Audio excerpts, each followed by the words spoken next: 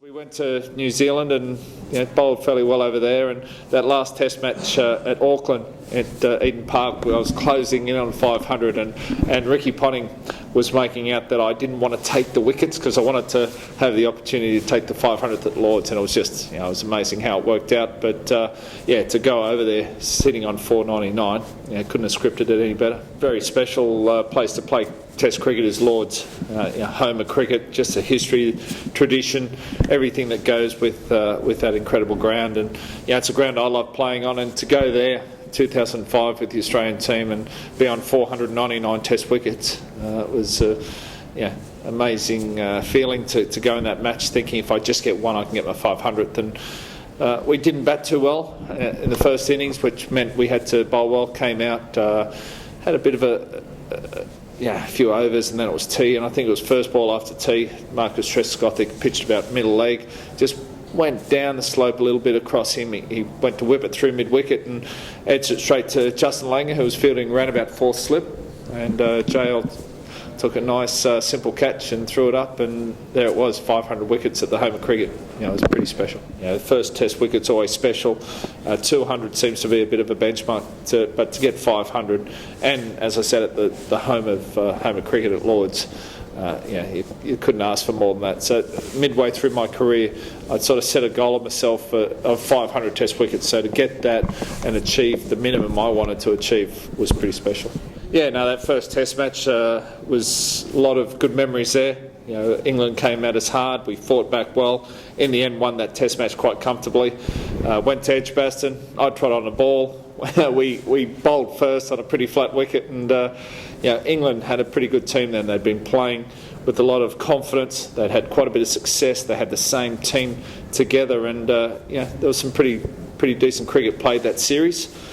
Unfortunately for Australia, England got up and beat us for the first time in a long time. But the thing I remember most about that series is just walking around the streets of London, people coming up to us saying they've never watched cricket before in their life, or never watched Test cricket before, and now they can't miss a ball of it. So for what it did for cricket, I think was pretty amazing. The fact that we didn't leave the shores with the Ashes was disappointing. England, they played some good cricket and probably deserved to win the series. So, I never like losing. I don't think the Australian team ever liked losing any Test match or Test series or any cricket at all. And it was a little bit of a rarity for us. So, in that sense, it was we were pretty down. I think we came home. We became a little bit more specific with our planning, and the next time we faced England, we beat them 5-0 pretty convincingly. So. I think for England that was the pinnacle, and after that they sort of dropped off a bit. And they say that you learn more from your losses sometimes, and I think that was probably the kick up the backside we needed, just to refocus, get a little bit more specific and sort of power forward from there. I think Australia heading over there with a lot of confidence. Last time they came up against England, they beat them very convincingly at home, 5-0. So it was good. Got one of my predictions right. Then they've just come off a World Cup win recently, so they'll be playing with a lot of confidence. They're playing some good cricket. England, on the other hand, have struggled. They had a disappointing show at the World Cup.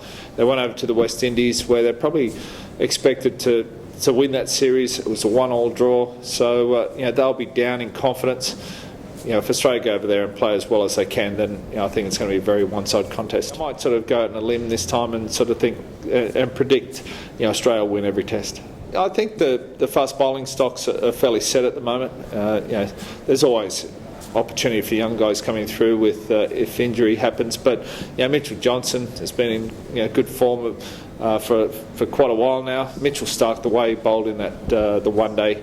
The World Cup recently, if he can sort of take that form into Test cricket, he'll be brilliant. And then on the other hand, you've got Josh Hazlewood, who's really making a name for himself, and I like the way he goes about his business. Big, tall, strong, hits good areas, good bounce. So on top of that, you've got Pat Cummins, you've got James Pattinson, you've got a few of the other younger guys, hopefully back to full fitness and coming back into the team.